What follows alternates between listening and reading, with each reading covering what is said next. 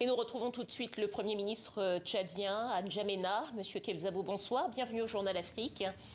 Alors, vous vous apprêtez à former un gouvernement d'unité nationale, d'union nationale. Est-ce que les partis qui ont boycotté le dialogue national pourront l'intégrer? Ce n'est pas un gouvernement d'exclusion. Personne n'est exclu de ce gouvernement d'union, comme son nom l'indique, d'union nationale. Et donc, des contacts sont en cours pour que toutes les personnalités politiques tchadiennes viennent prendre part à ce gouvernement. Donc, pour vous répondre clairement, nous attendons tout le monde.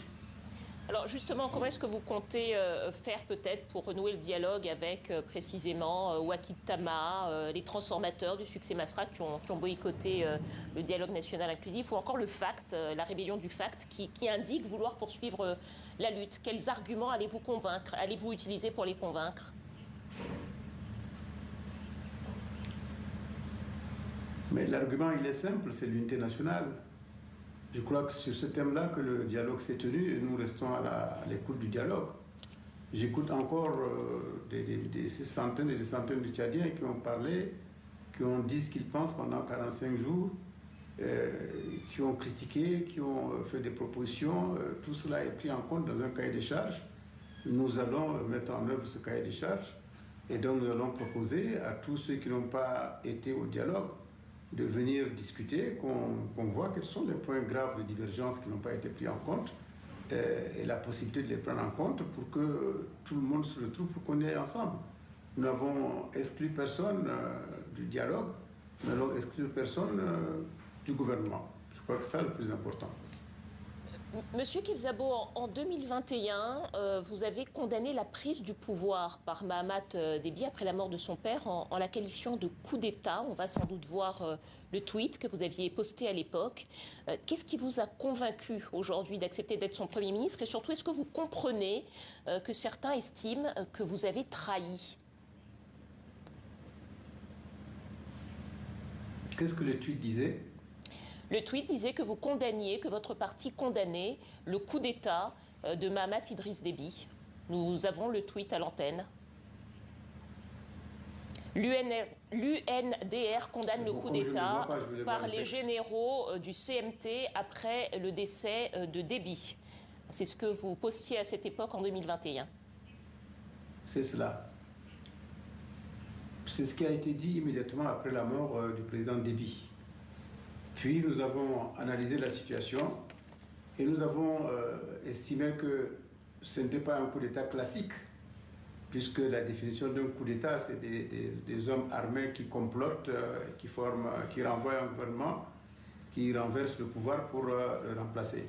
Ce n'est pas ce coup d'État classique qui a eu lieu au Tchad. Nous pensons donc que nous avons pensé en tout cas que nous pouvions intégrer le processus de dialogue, donc le processus de la transition qui a été déclenché pour qu'on soit dans la machine de la transition jusqu'à son terme. Et c'est ce que nous sommes en train de faire. Nous y croyons, nous croyons dans une transition saine, dans une transition productive pour un pays qui a besoin de paix et de sécurité pour aller vers des élections transparentes pour lesquelles nous nous sommes battus pendant 25 ans. Ce n'est pas aujourd'hui qu'on va changer.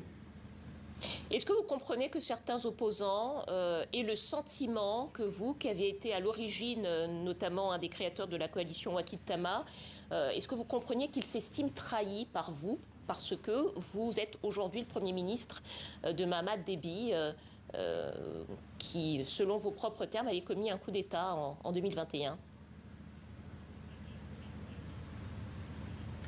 Mais quand c'est vous qui êtes nommé quelque part, ou bien quand vous estimez que le chemin choisi avec d'autres n'est pas bon, on dit de vous que vous êtes un traître. C'est trop simple. Parce que chacun d'eux aurait pu accepter la proposition qui m'a été faite si c'est à eux qu'elle était adressée. Et je peux vous dire que depuis que nous, on a pris cette barque depuis le début, beaucoup d'eau a coulé, beaucoup de ceux qui nous ont traités de traîtres précisément ont rejoint cette barque. Nous, on n'a rien dit, on les voit venir et nous pensons qu'ils ont pris une bonne décision et qu'il faille tout simplement aller dans cette direction-là. Si c'est l'un d'eux, je l'ai dit, qui était nommé Premier ministre, ou c'est une puissance étrangère, comme c'est le cas, qui proposait que l'un d'eux soit Premier ministre, on n'aurait pas traité cela de traître. Mais quand c'est Kebzabo qui le fait, c'est trop facile de traiter de traite. Moi, je pense tout simplement que nous avons pris une décision, j'ai pris une décision pour mon pays. C'est ça le plus important. Tout ce qu'on peut dire autour est peu important, puisque nous savons quelle est l'inconstance, quelle est l'inconsistance de tous ces gens qui braillent aujourd'hui, dont nous connaissons exactement les positions politiques, qui ne peuvent pas être des donneurs de leçons, en tout cas pas à nous. Nous avons vécu toutes les phases critiques, difficiles, importantes, voire même on a risqué notre vie dans ce pays pendant ces 25 dernières années. Nous en avons vu de toutes les couleurs et ce ne sont pas ceux qui viennent d'arriver sur la scène politique qui peuvent aujourd'hui nous traiter de traîtres. Nous savons un peu quelle est la composition sociologique du paysage politique tchadien et notre intention première qui demeure et notre volonté ferme qui est encore plus grande, qui est plus déterminante, c'est de travailler aujourd'hui à l'émergence d'une société tchadienne libre et démocratique. Et c'est à cela qu'on va travailler.